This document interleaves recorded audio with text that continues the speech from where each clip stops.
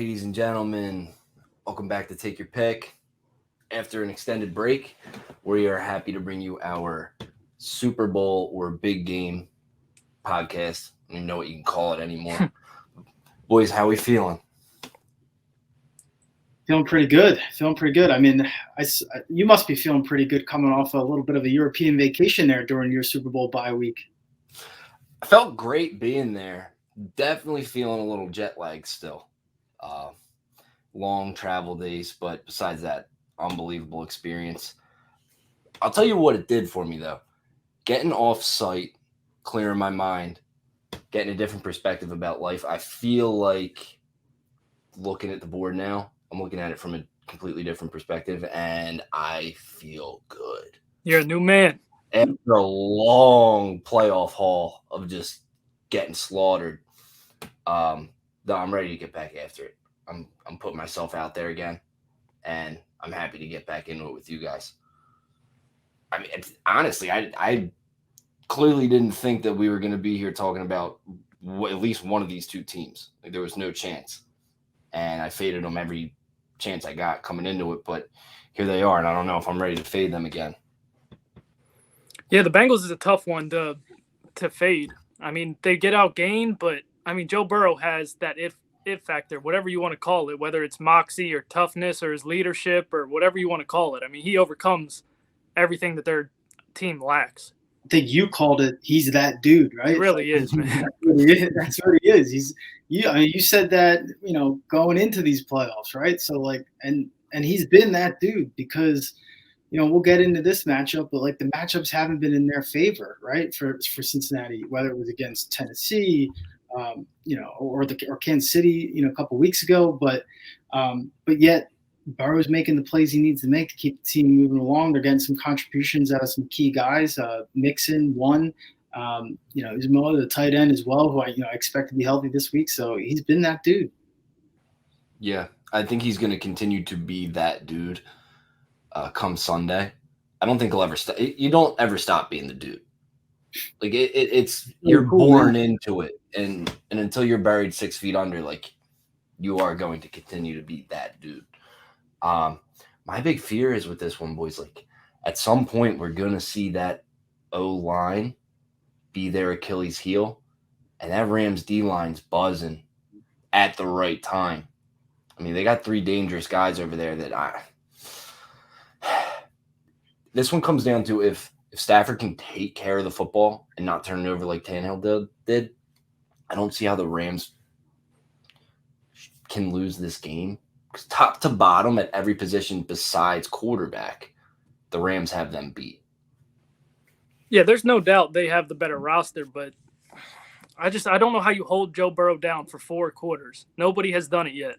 I mean, they've started off slow in the first half almost every game outside of the Raiders game this postseason.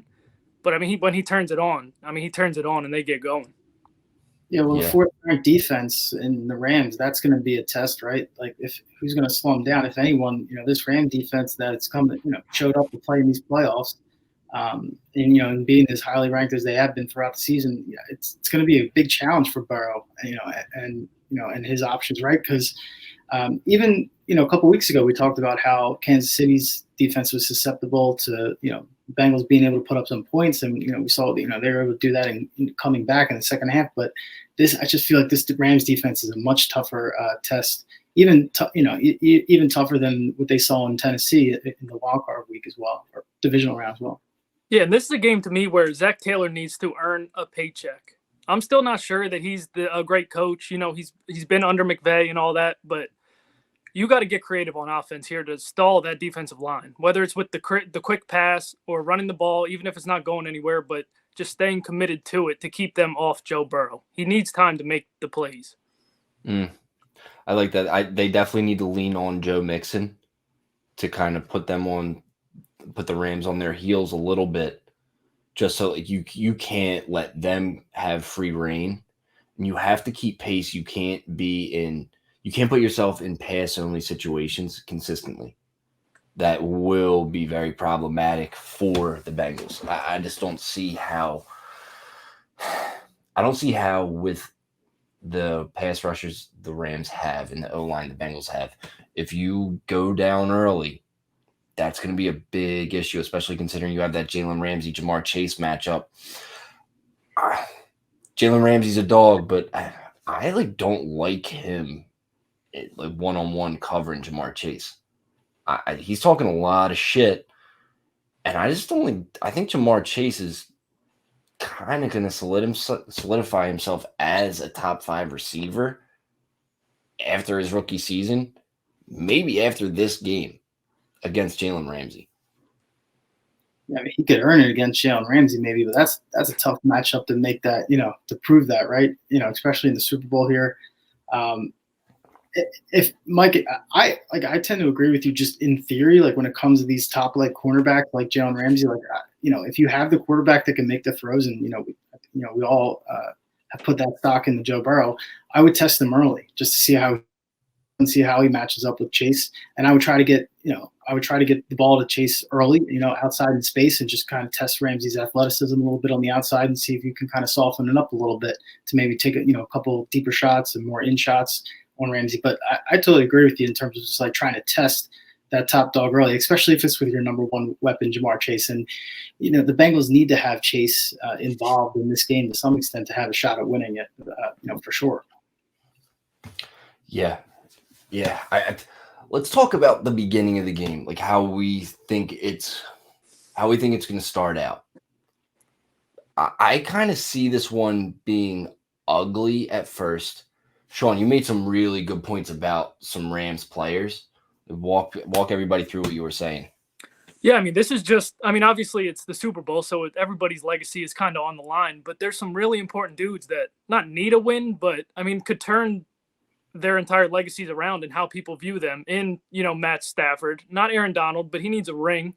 Beckham, that's the biggest fuck you he can get to the entire NFL is to win a ring this year. I think it's going to be a conservative game to start. I lean towards the first half under. I think I saw 24 minus 120 on FanDuel. I just think it's going to be a feel it out a little bit here. The Bengals have never been here. And I just don't see the Rams coming out smoking hot. It's interesting that the first half's under 24, but the first quarter's 9.5, second quarter's 14.5. So, if you like unders, you take the first half under, you buy yourself an extra field goal. You know what I mean? I totally agree with you where this game matters so much to Matt Stafford's legacy. Because if he gets a win here, you kind of put him in. It changes everything for him. It does. You put him in that upper echelon conversation of quarterbacks. Like he walks into a different room and sits at a different lunch table if he gets a ring this year. But with that being said, I want to bring up a bet that I really like. And it's the two of them are intertwined here. Cincinnati defense to be the first touchdown scorer. Mm-hmm. I do think Stafford comes out. So in the big games this year, you've seen Stafford not look sharp at all to start off. And then after he makes a mistake or two, he's like, all right, whatever. I've already put the bad things out there. Let it fly. Like once he gets a case of the fuck-its, he looks great. But like when he's tense and he could throw a duck or two, like I like the Bengals to be at that number at plus 3,400. If you like first touchdown scores, I threw a quarter of a unit on it. You can get paid pretty healthy on that. Also, another bet that I really like is an interception return for a touchdown at plus 500. I put a half a unit on that, and that can go any way. So I think that with the pressure you have on the Rams, like you were saying, call it conservative, whether it be some quick passes, somebody on the Bengals, maybe an Eli Apple jumps a route because he's been getting slaughtered on social media for the last 2 weeks, jumps a route, takes one to the crib. If he does that, you can say whatever you want about me. Yeah, you won't hear the end of it from him. Never, ever. He'll be talking. I'm pulling for him this game, actually. I everybody they've been dogging, like Matt Stafford's been getting dogged. Like people just hate Matt Stafford for some reason. I can't really seem to figure it out, but I'm rooting for Stafford to get a ring, but I'm rooting for the Bengals So I'm extremely conflicted in this. But like once you get past that initial, like the jitters are gone, play football, leave it all out there. I think the Rams just kind of run away with it. Yeah, I think you're probably right. I mean, they clearly have the talent gap everywhere. I mean, damn near. But I wouldn't lay the floor with the Rams personally. That's a point, maybe point and a half too high for me. Anything under 3, live or whatever, if they do come out shaky and Matt Stafford does what Matt Stafford does and tries to throw the game away, I could see a live bet on the Rams for sure, but I'm not taking a -4. Well, the thing is, I see the Rams running away with it in, like, say, maybe second quarter, halfway through the third quarter. Then you start to see that Joe Burrow juju Mm-hmm. coming into play. He loves stepping up big late in games like he's done all postseason. He makes plays. I could definitely see him getting a backdoor cover on that 4. I like the 4. If I had to pick a side straight up, I would take the Bengals +4. I don't know if I'm ready to make that alone an official play. Rob, how do you see that one going? Yeah, I like the 4.5. Actually, I was chatting up with Sean earlier, and there's still a few books out there where you can get that half a point over the key number at 4.5, right? So I think DraftKings and MGM right now had the 4.5 up before we jumped on. FanDuel had the 4, and FanDuel was you're only giving up an extra couple cents on the juice there, right? So it was interesting to see that split between the major books there. So you're shopping for the best line. I'm absolutely taking the 4.5 over 4. I like the idea that this game could stay close. This game could to the extent the Rams pull away, which this matchup leans in their favor, and it may very well be that way. I still like the opportunity of a Joey Burrow backdoor cover. I think that's live right at the end of the game, especially at 4.5. But you guys mentioned earlier, flow of the game for the first half, and I agree with Sean. Like I don't see this as much as being coming out of the gate sloppy or looking shaky as much as it is just kind of a conservative play call, conservative tempo to start out this game. So I think the first quarter 9.5 is interesting. I know we'd probably like to see that closer to 10 to be able to squeeze in that field goal as well, but I do like the 24 right now on the first half total. First half, right? Just for that reason alone. You guys mentioned, earning your paycheck and the pressure on the Rams, but how about Sean McVay, right? Like, boy wonder, he's already got himself this coaching tree established right in the NFL, but he doesn't have a ring yet.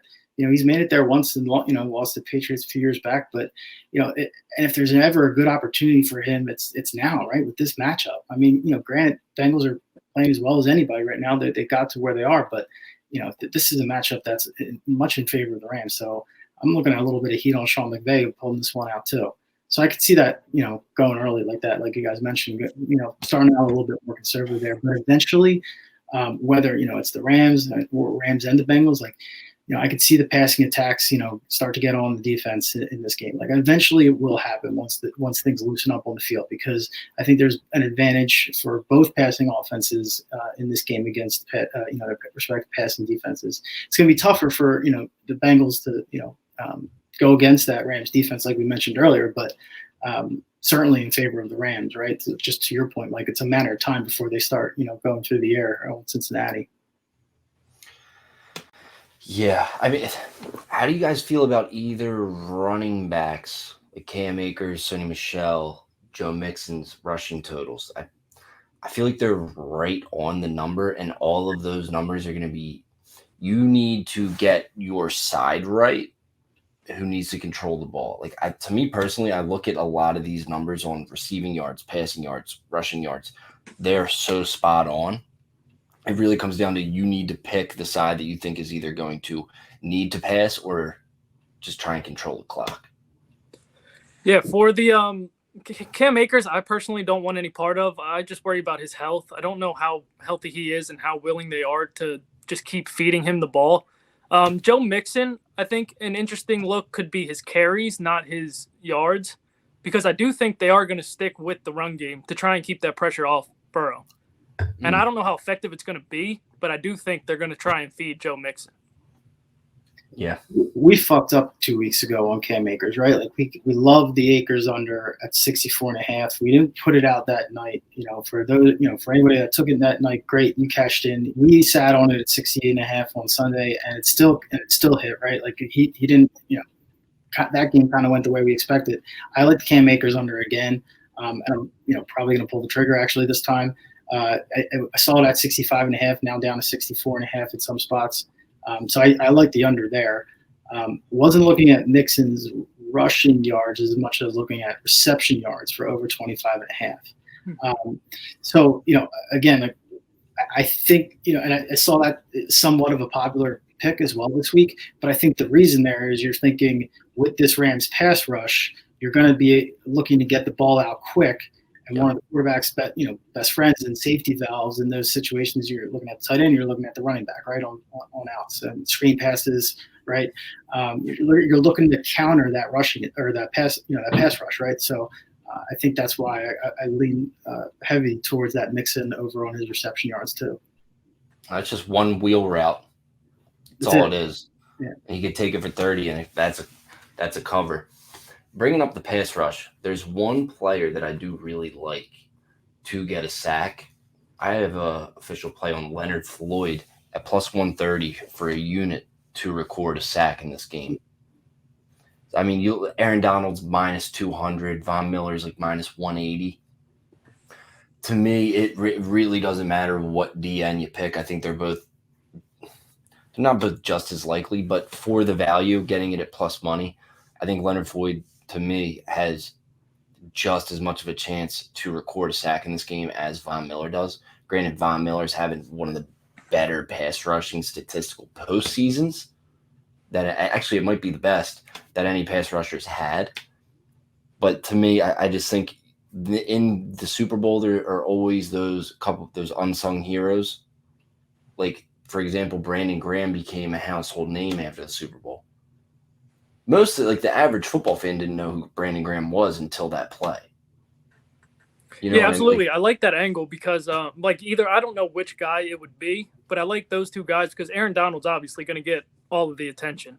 So, those two guys you would think have one-on-one matchups the majority of the game. Yeah, and all it takes is one play. Because Cincinnati's going to have a game plan for Donald, or have something for Donald, right? And Miller, right? You have to account for both of them, and either one of them is going to be getting extra attention on each play. So I like the idea of looking elsewhere on guys that are going to have one-on-one matchups that they get exploited against the Cincinnati offensive line. Yeah, I mean, you're going to give me that at plus money. I'm going to take my chances with that, and I feel really good about that play from just a game perspective, just taking an outside look at things. They're going to be one-on-one, like you said, Sean, all day. You physically don't have enough guys to double team both of them. And if you're going to double team anybody with, say, like running back help, you're going to double team Von Miller or give him a chip. You're not going to go towards Leonard Floyd. So Leonard Floyd's going to have to make a play for them at some point in the game. And just looking at that number, that's why I have that as an official play. Are there any secondary players that you think are going to have a big impact on this one? Say like Eric Weddle. Like, besides Jalen Ramsey, everybody loves Jalen Ramsey. But to me, he's going to be on one of the biggest dogs in the NFL right now. So that's just kind of a wash to me. And like I said earlier, I lean Jamar Chase, but that's just straight gut. I think somebody like Eric Weddle could have a big impact on this game, whether it be tackles, interceptions. What are you guys' thoughts on any other unsung heroes for the defenses? Eric Weddle's definitely an interesting one because, he came off the street, 2 or 3 weeks ago and led their team in tackles in the NFC Championship game. They're going to need him to make plays. Their defense isn't that talented outside of the D-line and Ramsey. Yeah. They're going to need him to make plays. And Jamar Chase with the ball in his hands, you're going to have to bring him down because if you don't, he's going 70.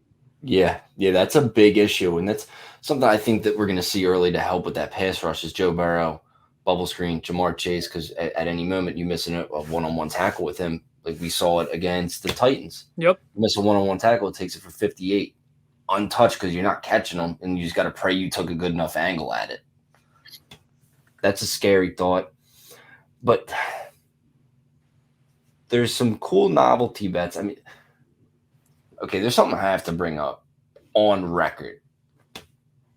All you Superbooks, don't ruin the Super Bowl and make it so hard to bet shit that like it's taking me 20 minutes to find what I'm looking for. Because there's that much out there. It's too much. You're ruining it. You're saving me money potentially by making it so hard for me to find the bets that I'm trying to place. It's annoying.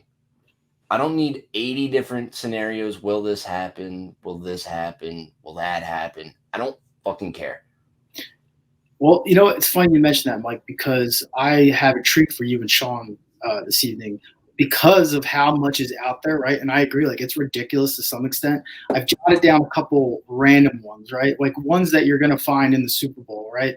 And I'm going to throw a couple quick hitters at you and Sean. I want each of you to give me your spin on, a quick spin, or just give me your selection on it. We'll track them and we'll see what we can come up with at the end of the Super Bowl here. Who could top out on these random props? You ready for the first one? Let's get to it.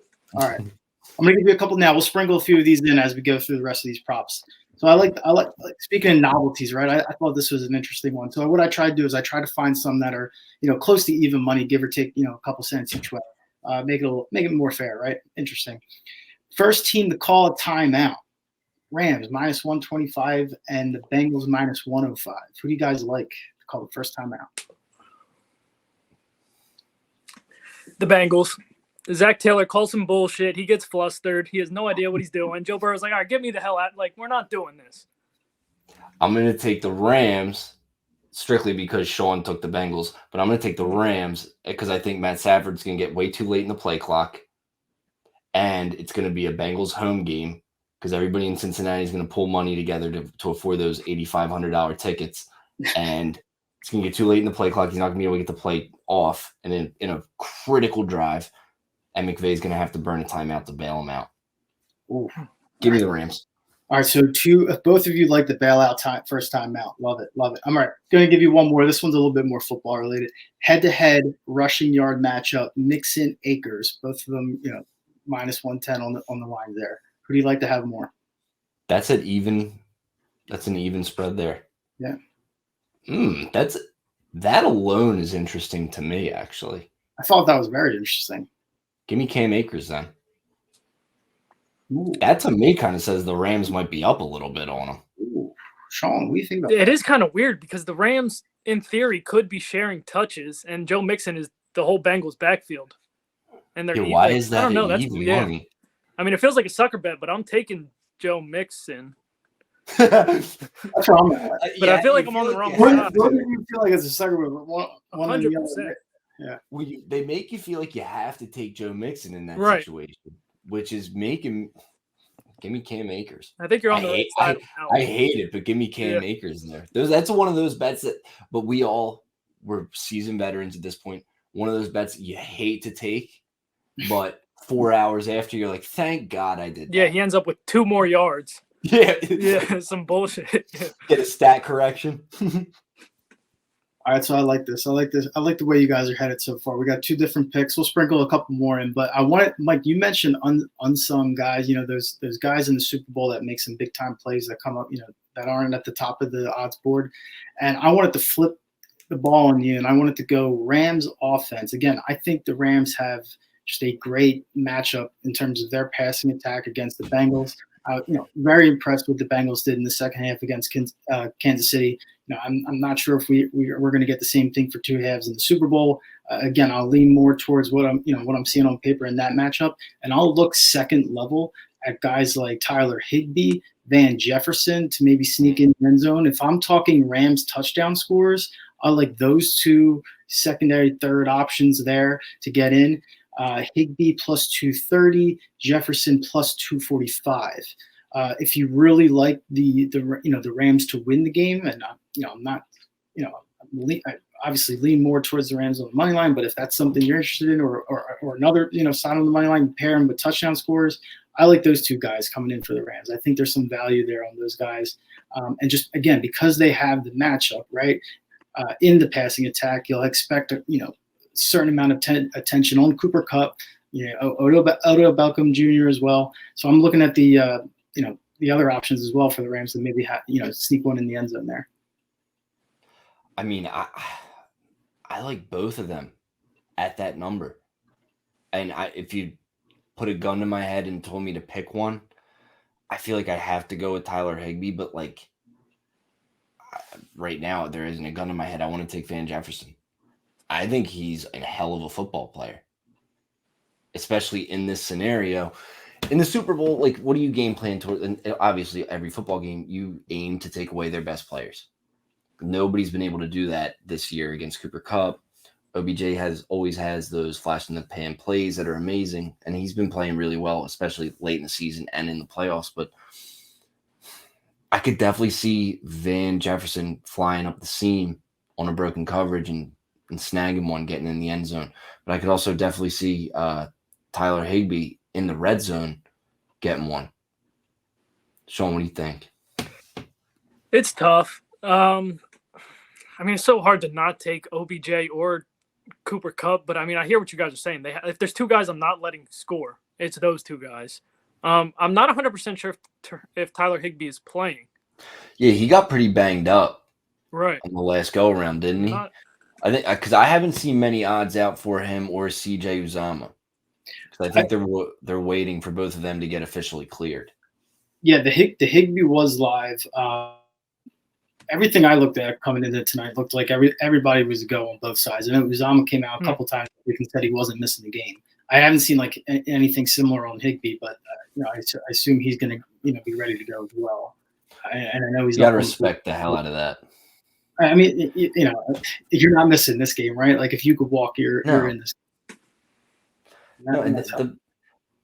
You love the dudes that like literally. Sean, you said you saw a video of CJ Uzomah throwing his knee brace. Right. Yeah. Yeah. As a coach, all you can ask is just be like, give it a go, and then let me know. Like leave it out there, give it a go, and if you can't play in that moment, I respect the effort. And I mean, nobody's passing up an opportunity to play snaps in the Super Bowl.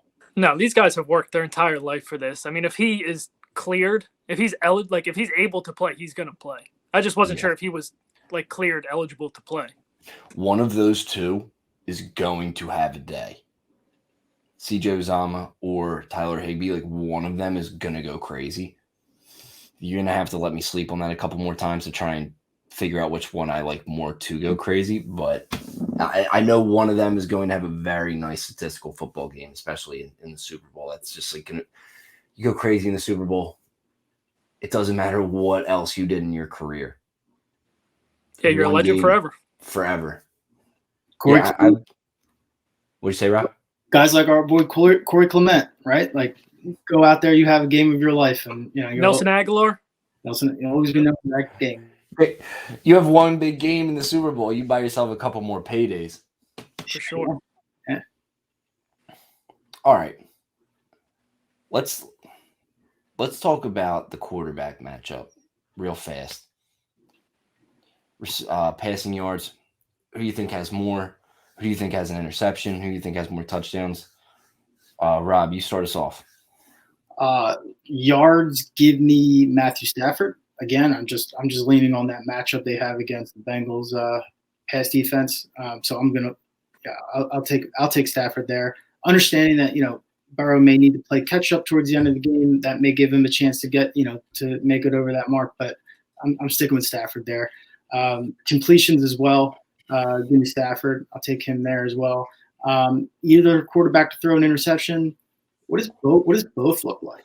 I want to know. What if we pair? I like that. Right. So if I'm gonna, I'll say I'll lean towards. I'll take the value of both of them throwing one. I like that a lot. And I love betting a quarterback to throw a pick. We know that's one of your favorites. It's so, like people overlook that, and they happen so frequently, and especially like you can find a Patrick Mahomes at plus money.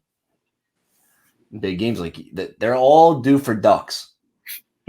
They're all due for ducks, especially in this moment. Going into that one, Mahomes had thrown 2 right in the last, like in his postseasons, like that was it. And I was like, oof, man, like I know you went against him, Mike, on that, and you loved it at plus money. I was like, all right, the hell of a play. I mean, you think about like that kid just had that library book far too long. He had to return it. Like 2 interceptions in his postseason career. He's played a lot of games too. Throwing a lot more passes. Like everybody, eventually you have to pay the piper. I like Joe Burrow's playing out of his mind in the playoffs. I could very easily see him throwing one. Because like when you are too cool for school, winning a national championship, that's cool. Winning the playoff games, that's cool. But like this is the one where like if he plays out of his mind this game and wins it, man, he's already in that conversation where like he could be goated. Very premature. I know. I understand. But you win your first one, your second year, and your first. He'll be there. You know what I'm saying, though, Sean. For sure. If he wins this one, like he will be in that conversation. He'll have the same conversation Patrick Mahomes had about him, where it's like, oh, is this the next great one? I think they both are, but I could definitely see Joe Burrow throwing a couple quackers up there, and especially to Jalen Ramsey. He's always good for one because you know he's going to lean on Jamar Chase. Jalen Ramsey might catch him sleeping on one pass. And Stafford, I mean, we just know how that goes. That's coming. That's happening. Oh my God! In the Niners game, holy shit! He should have had two. He tried. Yeah. Oh my God! As soon as he threw it, I can't back that dude. Like I feel like he is the exact opposite of Joe Burrow. Like he is a loser in his heart. I swear, like, he really is. Whoa. He's a loser. Oof, wow! After he's gonna lose this game, he's gonna find a way to lose.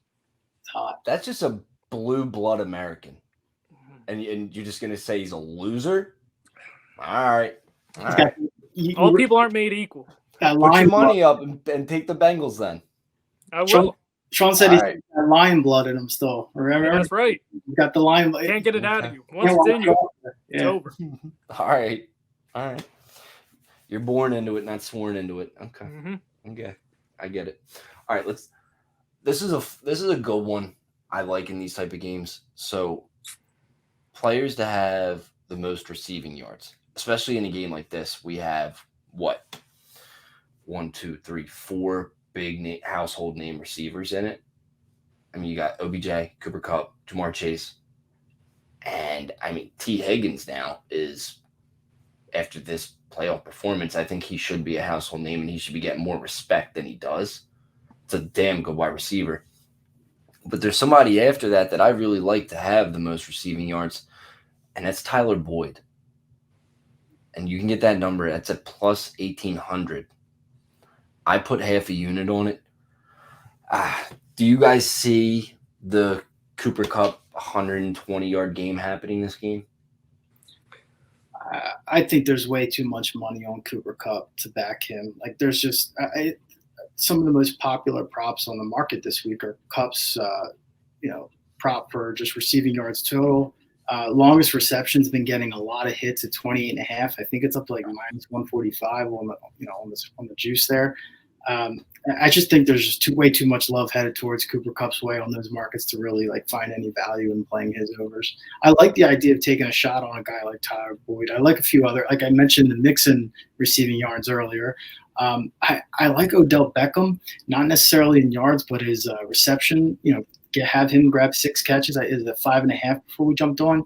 Again, just same idea with like we're talking about with the second and third options for the Rams, right? Like you would expect Cincinnati's defense to at least shed a little extra attention to Cooper Kupp, right? And just what he's done in this postseason. So, and I like the way that LA's gotten the ball to Beckham early, often past couple games. So that's why I'm looking at his reception total in terms of for my wide receiver props.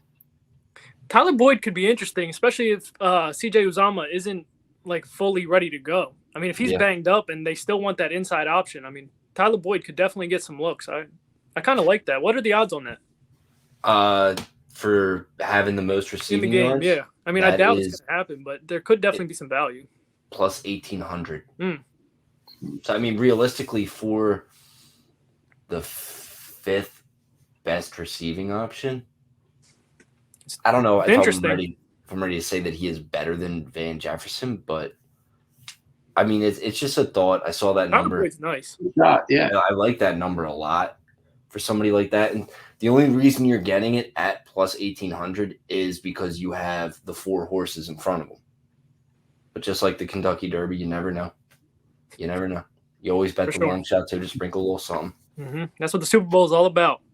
This is actually a great segue into our next edition of, pick that random prop, right? And this is one this is really interesting. I like this one. It's right on the subject here. I'm coming in at you guys with Rams pass catchers, 6.5 over under. That's minus 110 each way on the line there. 6.5. 6.5. 6.5. So 7 different pass catchers. Yeah. Cam Akers, Sony Michel, Tyler Higbee, Van Jefferson, Cooper Kupp, OBJ. OBJ, 6. Who the fuck else? Give me the under. Who the fuck else? Give me the under.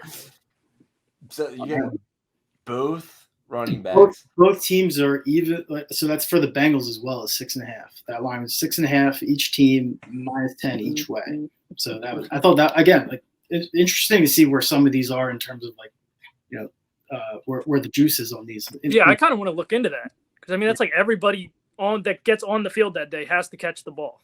Give me the under on the Rams. Give me the over on the Bengals. Yep. Sabaji P. Ryan's catching a ball. CJ Uzama's going to catch a ball and not going to be able to go after that catch. You got a crystal ball now? No, I'm just bullshitting. Give me the over on it. I like how that one. I like what I just said there. Over on the Bengals, under on the Rams. Okay. 6.5. 6.5. What? That number's perfect because one team's going to be 6 and one team's going to be 7. Everybody bet the Rams over. Bet the Bengals under. Yeah, that's how that goes. I like that question though. That really makes you think about things. Yeah, I mean you can't name 7 Rams pass catchers, right? You got the 6. I think the Bengals are a little bit easier. We're more like we know they got a lot of different options there, but yeah, I thought those numbers were actually a little high too on each end. I do like the overs in theory, especially if the tight ends are going to be banged up running in a limited fashion, then you are there's a good chance that it could go over because I can't remember the name off the top of my head. Remember his name off the top of my head, and that's on me for not doing my homework. But I do remember in that San Fran game, the Rams backup tight end. They dropped the touchdown? He had himself a day besides that. He was making plays, getting first downs, getting gritty yards, but he did everything else but catch a touchdown. Yeah.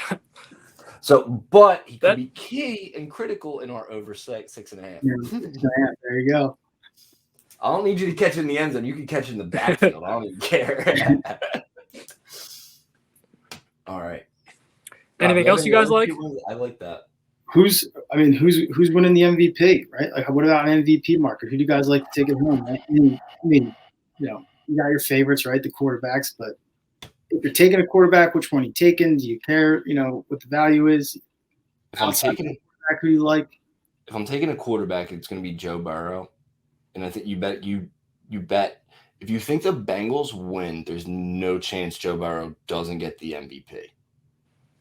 And my brother brought that theory up to me, and I was like, that actually makes perfect sense, especially the way they distribute the football over there. Joe Burrow will be the MVP if the Bengals win, unless miraculously Eli Apple gets us 2 pick sixes. But besides that, it's Joe Burrow. 220 for Joe Burrow. 220?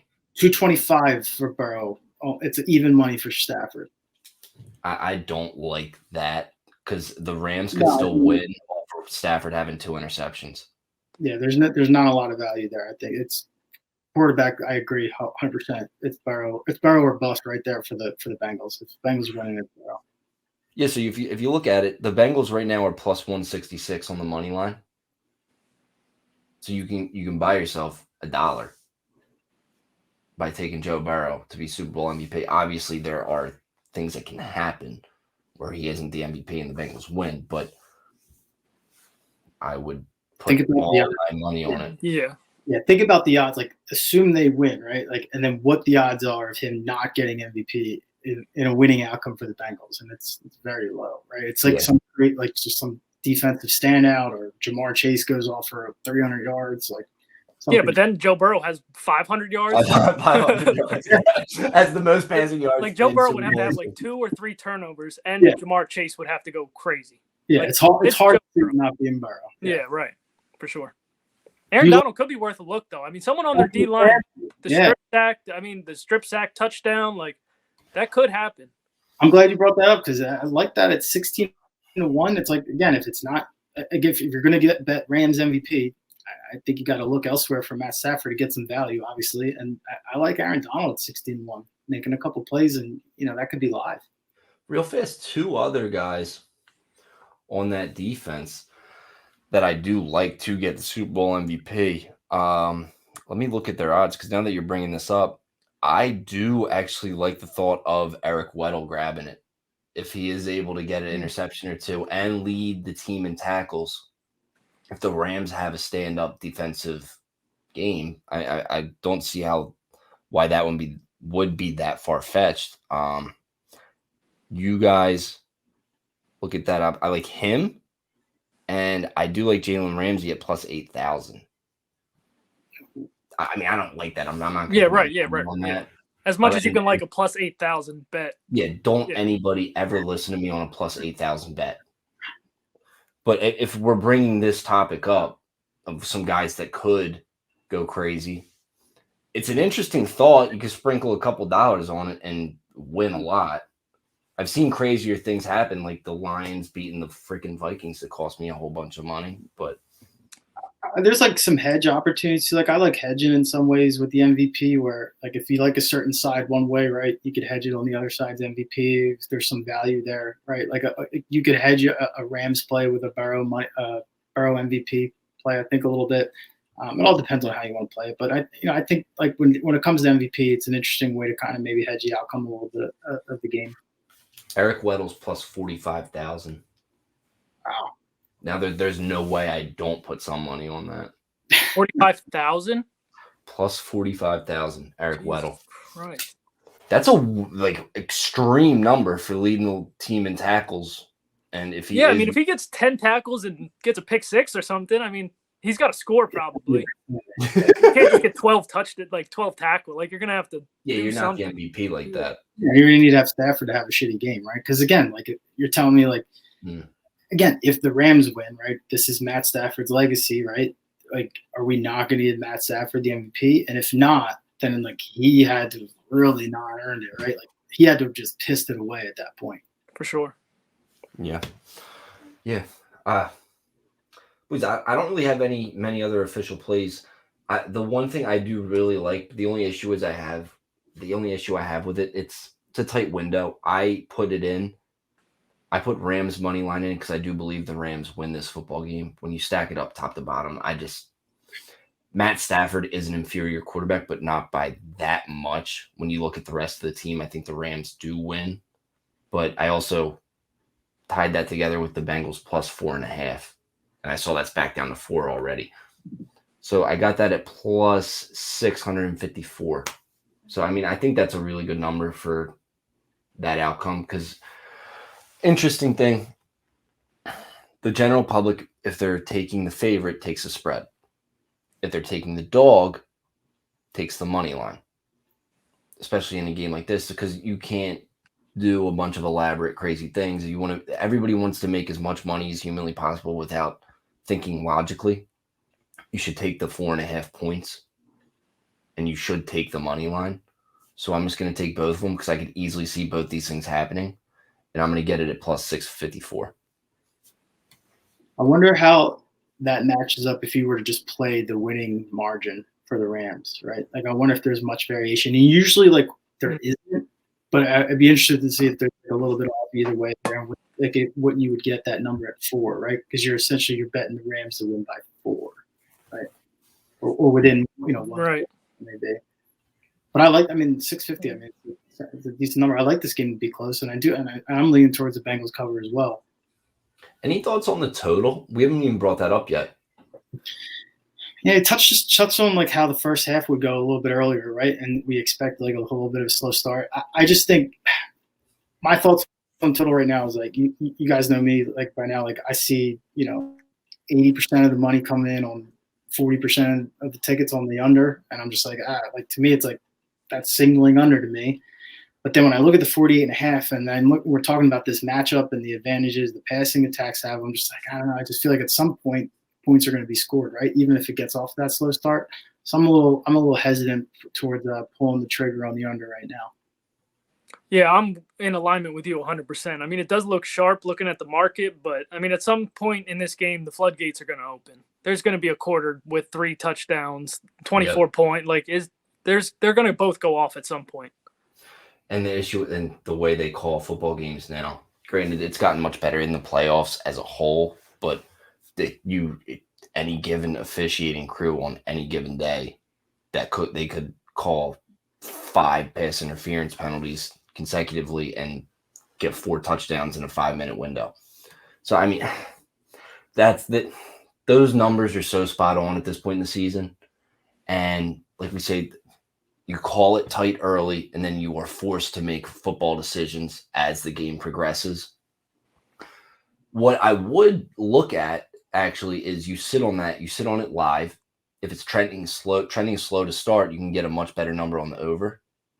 Like the total, I would take a live total on any way that swings. If you get a drastic swing in any direction, because I do think that's going to land pretty close to the number. But if you can get it close to a score difference on either side, you sit on it, you wait, and you take it either way. I like that route, just making it a live play, especially if it starts out a little slow, conservative, like we're saying. You guys know me, I don't mind betting on an under, right? Like if it's screaming to me, but something's like telling me like, you know what? If it's just close, then for the Super Bowl, I'm probably not gonna. I'm gonna root to see some points and some touchdowns and some football plays in the Super Bowl. Yeah, you bet the under in the Super Bowl. You got to go you can't watch it. It's not a fun way to watch it. We like I said, like took that AFC Championship game under into overtime, right? It's like I don't really want to do that again. For the football. Like that wasn't that fun. Like it wasn't that much fun at all. Like, boys, I think we covered all the bases. I feel pretty good about that wrap up. Yeah, we're gonna finish it off. I got 2 more for you guys and to wrap up our little game here. So, first one, we're going back more towards the novelty side again, like classic Super Bowl props. Jersey number, first touchdown score is at 23.5. Leaning a little bit more towards on the under at -140. Over is -110. Who do you guys like in the jersey number first touchdown? I'm so bad with jersey number. Cooper Kupp's 10. What number is Cooper Kupp? Yeah, dude, I couldn't even tell you because I feel like they're all kind of low. Yeah, whatever happened to like the 87s? Right. They're not as popular. Give me the over. Taking the over. For no good reason. I love it. Last one's a classic. Heads or tails? Tails never fails. What Josh Allen call heads? He called heads, right? I have no idea. I think Josh Allen called heads. Give me heads. All right. Yeah, that worked out for him. But it's gonna happen this time. That's the thing. Okay, we'll see. All right. We got a couple good matchups there, so we'll have a little tracker to see. We will. Actually, I'm excited about that little competition, Sean, that I have. Real quick though, we have a little giveaway for everybody.